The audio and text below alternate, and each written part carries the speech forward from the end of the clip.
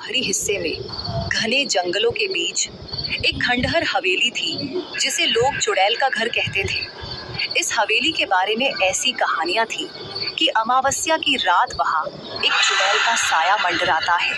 कहते थे जो भी उस खंडहर में रात में गया वह वापस नहीं लौटा। सालों से उस जगह को लेकर डर और रहस्य बना हुआ था। गांव में विक्रम नाम का एक नौजवान लड़का रहता था जो अपनी बहादुरी और निडरता के लिए मशहूर था। भूत प्रेतों की कहानियां उसके लिए सिर्फ अफवाहें थी।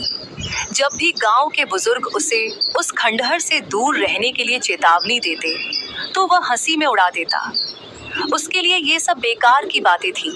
एक दिन विक्रम के पड़ोस में एक नई लड़की आई जिसका नाम सीता था। उसकी सुंदरता ने विक्रम का दिल जीत लिया। कुछ ही दिनों में विक्रम को पता चला कि सीता गांव के एक बुजुर्ग महिला की दूर की रिश्तेदार थी और वह अब वही रहने वाली थी। धीरे धीरे विक्रम ने अपने घर वालों को मना लिया और उसकी और सीता की शादी हो गई। शादी के बाद कुछ समय तक सब कुछ ठीक चलता रहा, लेकिन जल्द ही विक्रम की तबीयत बिगड़ने लगी। हर दिन उसे अजीब से दर्द होते रहते थे और उसका चेहरा मुरझाने लगा। सीता ने उसे सुझाव दिया कि वे उसकी पुश्तैनी हवेली में जाकर रहेंगे। कुछ दिन तक जंगल की उस हवेली में सब ठीक रहा। विक्रम और सीता वहां नए सिरे से रहने लगे। लेकिन एक रात अचानक विक्रम दर्द से चीखता हुआ जागा। उसने पाया कि उसकी एक उंगली कटी हुई थी और दर्द से कराहते हुए उसने अपनी पत्नी सीता को आवाज दी, लेकिन सीता कमरे में नहीं थी। उसने जोर से पुकारा पर उसका दर्द बढ़ता गया और धीरे धीरे वो बेहोश हो गया। अगली सुबह विक्रम ने खुद को अपने बिस्तर पर पाया और सीता को अपने पास बैठा देखा। उसने रात की घटना के बारे में पूछा तो सीता ने कहा, रात में मुझे लगा जैसे चोर आए हो, इसलिए मैं बाहर देखने गई थी। शायद उन्होंने ही तुम्हारी उंगली काट दी होगी। चिंता मत करो, मैंने पुलिस में रिपोर्ट करा दी है। अब कोई खतरा नहीं है।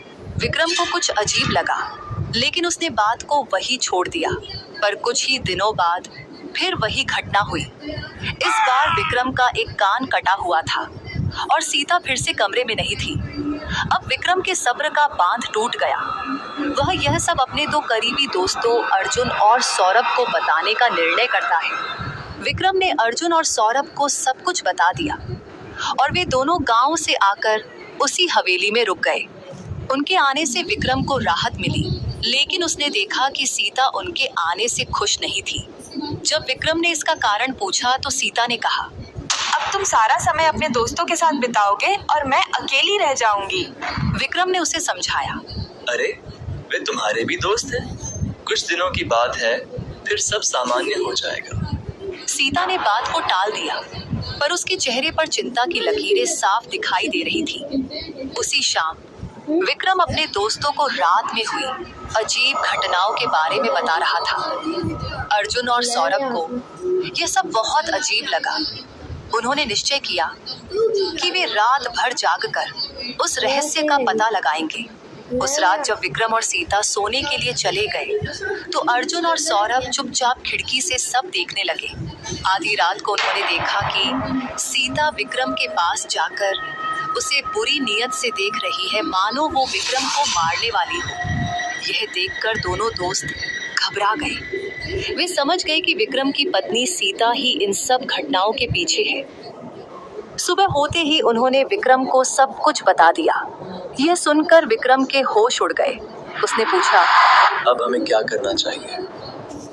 अर्जुन और सौरभ ने सुझाव दिया कि उन्हें किसी पंडित जी से मिलकर उपाय पूछना चाहिए। तीनों दोस्त पंडित जी के पास पहुंचे और उन्हें सारी बात बता दी। पंडित जी ने सुना और कहा, तुम्हारी पत्नी कोई साधारण औरत नहीं है, वह एक चुड़ैल है। वो पिछले 500 सालों से इसी तरह लोगों की बलि लेकर अपना अधूरा प्यार पूरा करने की कोशिश कर रही है। उसकी आत्मा तब तक भटकती रहेगी जब तक उसे शांति नहीं मिलेगी। विक्रम ने घबराकर पूछा, तो हम क्या करें? उसकी शक्ति उसके कंकाल में है जो इसी हवेली के पीछे की गुफा में है। तुम्हें उस कंकाल को जलाना होगा, लेकिन ध्यान रहे वह चुड़ैल बहुत ताकतवर है। तीनों दोस्त उस रात गुफा की ओर बढ़े और मशाल भी साथ ले जो पंडित जी ने दी थी। जैसे ही उन्होंने कंकाल को जलाने की कोशिश की, सीता वहां आ गई। उसका चेहरा खतरनाक हो चुका था और वो डरावनी हंसी हंसने लगी। उसने कहा, मैं अब तक 99 लोगों की बलि दे चुकी हूँ और विक्रम 100वां है। आज अमावस्या की रात है और इसके बाद मेरा अधूरा प्यार पूरा हो जाएगा। विक्रम ने हिम्मत दिखाते हुए कहा। तुम्हारा खेल अब खत्म होने वाला है। अर्जुन और सौरभ ने उसे कंकाल जलाने का इशारा किया। विक्रम ने मशाल उठाई और कंकाल की ओर बढ़ा, लेकिन चुड़ैल ने अपनी शक्ति से उन्हें दूर फेंक दिया। पर वे हार मानने वाले नहीं थे। अर्जुन और सौरभ ने चुड़ैल का ध्यान अपनी ओर किया और विक्रम ने जैसे तैसे मशाल को कंकाल पर फेंक दिया। जैसे ही कंकाल ने आग पकड़ी, चुड़ैल दर्द से चीखने लगी। उसका शरीर जलने लगा और धीरे धीरे वह राख में बदलकर हवा में उड़ गई। तीनों दोस्त जल्दी जल्दी गांव लौट आए। वे सब जानते थे कि उन्होंने उस खौफनाक आत्मा से छुटकारा पा लिया है, लेकिन विक्रम के मन में एक सवाल रह गया था। आखिर सीता चुड़ैल कैसे बनी? 500 साल पहले उसके साथ क्या हुआ था? यह रहस्य अब भी विक्रम को सता रहा था, मानो उस आत्मा का साया अभी भी उसके आसपास मंडरा रहा हो।